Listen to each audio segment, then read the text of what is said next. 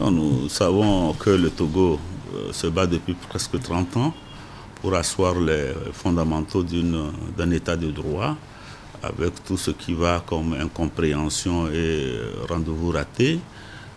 Malheureusement, vous savez que tant qu'il y a la vie, on espère. Donc on ne doit pas désespérer du Togo. La construction, c'est un édifice de tous les jours et nous devons nous y atteler. Malgré tout ce que nous avons comme récrimination, comme déception, nous ne pouvons pas arrêter de nous battre pour qu'un jour le Togo puisse être au rang des nations démocratiques, des nations prospères, où nous aurons tous nos problèmes derrière nous.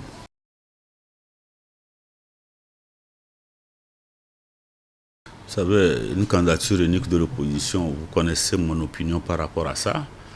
Une candidature unique, c'est une idée très séduisante pour épater l'opinion, qui est une solution inversée par rapport à tout ce que nous connaissons comme difficulté pour apporter un changement majeur dans le pays. Des gens ont été imaginés que pour venir à bout de ce système, il faut aller vers une candidature unique. Le problème de la candidature unique, comme je dis, qu'elle est séduisante, mais elle est souvent irréaliste. Je ne sais pas dans quel pays on peut me donner un exemple où toute la classe politique de l'opposition a pu s'entendre autour d'un candidat unique. Ça n'existe nulle part. Parce que l'idée, elle est bonne, mais comment y arriver, c'est ça la difficulté. Candidature unique, ça voudra dire qu'on aurait fait l'inventaire de l'ensemble des forces progressistes qui veulent un changement, et qu'elles se soient entendues sur des critères de manière objective et pour que des gens puissent choisir un candidat. Or, en matière de politique, il n'y a pas seulement que des critères objectifs, il y a des critères subjectifs. Parfois, la subjectivité prend le pas sur l'objectivité. C'est ça qui rend l'équation très difficile, parce qu'on ne sait jamais ce que l'autre pense. On ne sait pas ce qui fonde la volonté de l'autre et quels sont les objectifs visés. Donc, je dis d'abord, a priori, que c'est une équation difficile. La deuxième chose qui se pose par rapport à la candidature unique, je dis aujourd'hui que nous nous sommes battus pendant des mois et des années, des mois pour obtenir les 2 tours des élections présidentielles. Pourquoi ne pas laisser la chance aux gens de se mobiliser derrière leur candidat au premier tour et au deuxième tour maintenant appeler toutes les forces politiques à fédérer autour du candidat qui sortirait au niveau du deuxième tour et qui appartient à la même mouvance de l'opposition. Je crois que c'est la bonne démarche que nous devons préconiser.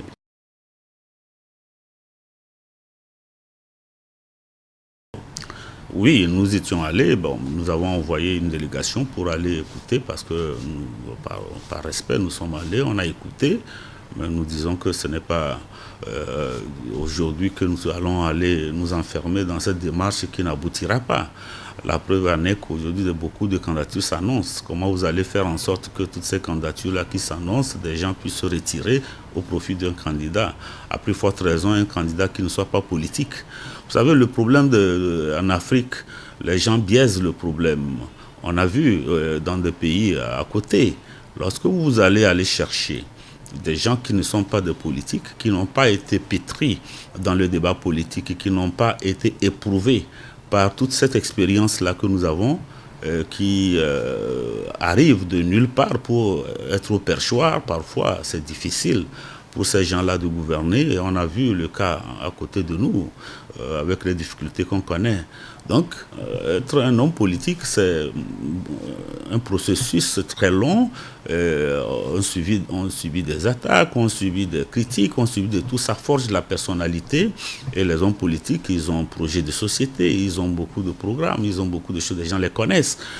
Dire, voilà, que tous les politiques doivent se mettre de côté pour aller suivre quelqu'un il a beau être ce qu'il est, on ne néglige pas, mais c'est difficile pour les partisans de pouvoir se ranger derrière une telle option dans les partis politiques. Ce n'est pas évident du tout. C'est pour ça que nous restons sur notre faim. C'est une démarche que Monseigneur Koudro a entreprise. Nous attendons de voir comment il entend la concrétiser, avec quels critères, avec quels moyens pour pouvoir arriver à ça. Mais déjà est-il que ce n'est pas aussi évident.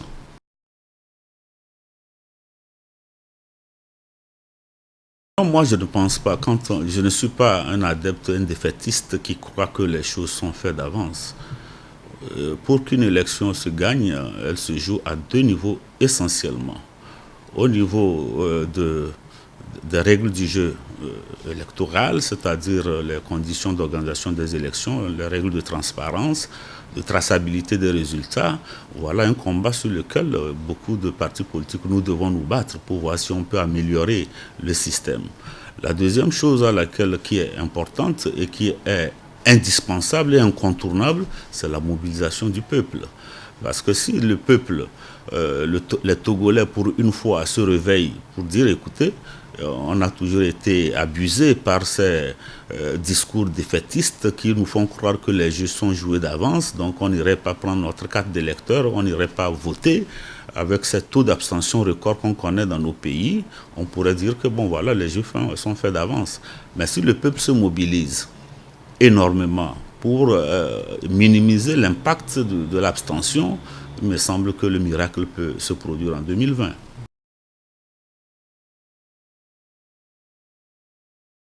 Le jeu du Togo, parfois on ne voit pas le véritable enjeu.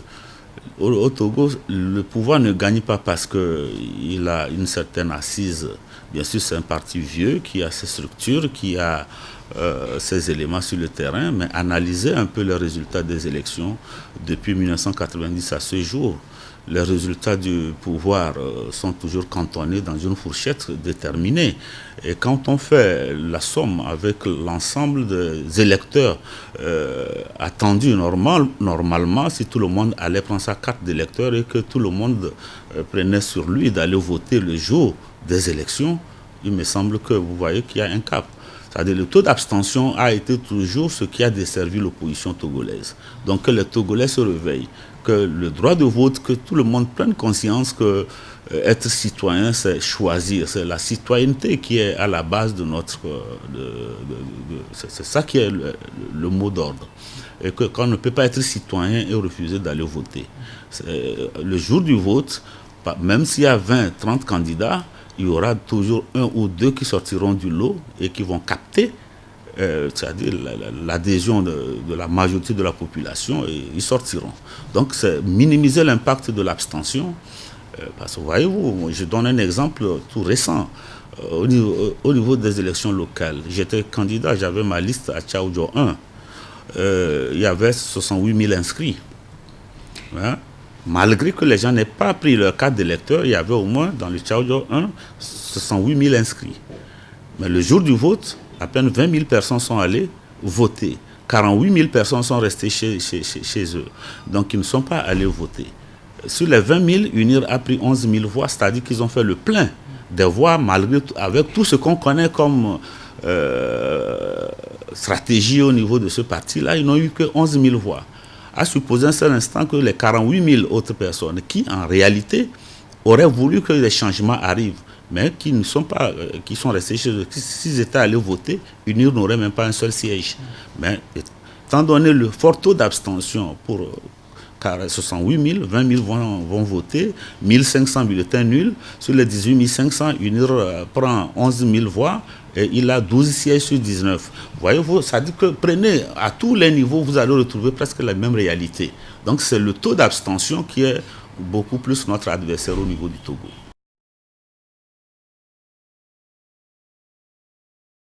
Le parti est en train de travailler, les structures du parti travaillent. Nous allons convoquer un congrès dans les prochains jours qui, le mois venu, vous aurez notre réponse. Un Messie, oui, mais il y aura toujours un Messie au sein du MCD, mais ça, c'est ça déterminé. Mais je crois que je l'ai dit avec un de vos confrères dans une interview, c'est-à-dire que l'instrument majeur, la preuve de la citoyenneté, c'est la carte d'électeur. Le recensement, avant d'être une action politique, est avant tout une action citoyenne. Donc on ne peut pas être citoyen et ne pas avoir sa carte d'électeur. Donc moi je réitère que s'il y a une révision ou un recensement général qui est appelé, j'invite nos populations pour cette fois-ci à faire le saut qualitatif, à aller s'enrôler massivement, malgré toutes les difficultés que cela peut, qu'on peut connaître sur le terrain. Tu sais, parfois on organise les pannes de machines, on traîne à longueur de journée, mais la carte d'électeur elle est importante. Il faut que tout le monde aille prendre sa carte et que le jour du vote, qu'on aille massivement voter. Nous dénonçons déjà ce projet de loi qui tend à poser des conditions pour nos compatriotes de l'extérieur pour être inscrits sur les listes électorales. Comment pouvoir... on fait comme si être électeur équivaut à être candidat. On peut imposer des conditions pour être candidat à une élection, mais le citoyen, où qu'il se trouve, dès qu'il puisse apporter la preuve qu'il est togolais, quel que soit le temps de son arrivée dans le pays considéré, qu'il ait été immatriculé ou pas au consulat de ce pays, sa seule qualité de togolais suffit pour être enrôlé sur une liste électorale à l'étranger. Mais poser des conditions qu'il faut pouvoir avoir sa carte consulaire depuis 6 mois, et puis avant les élections, je pense que là, le gouvernement est en train de biaiser. Nous dénonçons ce projet de loi et nous demandons au gouvernement de pouvoir rectifier le tir parce que ce n'est pas une bonne chose. Il ne faut pas faire des Togolais entièrement à part et des Togolais à part entière. On ne peut pas faire des catégories de Togolais. Ils sont Togolais. Au Togo, on n'impose aucune condition à un citoyen. Il y a même ici des gens qui n'ont pas de carte d'identité, mais qui s'inscrivent sur les listes électorales sur la base du témoignage. À plus forte raison, ceux qui sont à l'extérieur et qui ont au moins, qui justifient au moins d'une qualité. S'ils n'ont pas une pièce, on ne peut pas être dans un pays étranger. Ils ont au moins leur passeport, ils ont leurs documents pour justifier de leur nationalité. Ça suffit amplement pour qu'on puisse les enrôler sur les listes électorales et non d'aller leur imposer encore des conditions de pouvoir être déjà sur les listes consulaires avant de pouvoir être sur la liste électorale. Je crois que c'est une aberration que nous dénonçons avec vigueur.